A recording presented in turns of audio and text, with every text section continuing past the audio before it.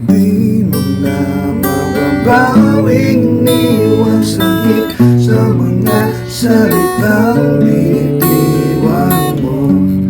Di ba't ikaw na rin ang nagpasya ng takta at siyang unang umiwas?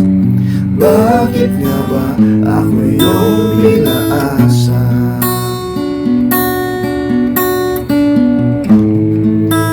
Nahulog ng mga ulap, walang araw, mga bituin.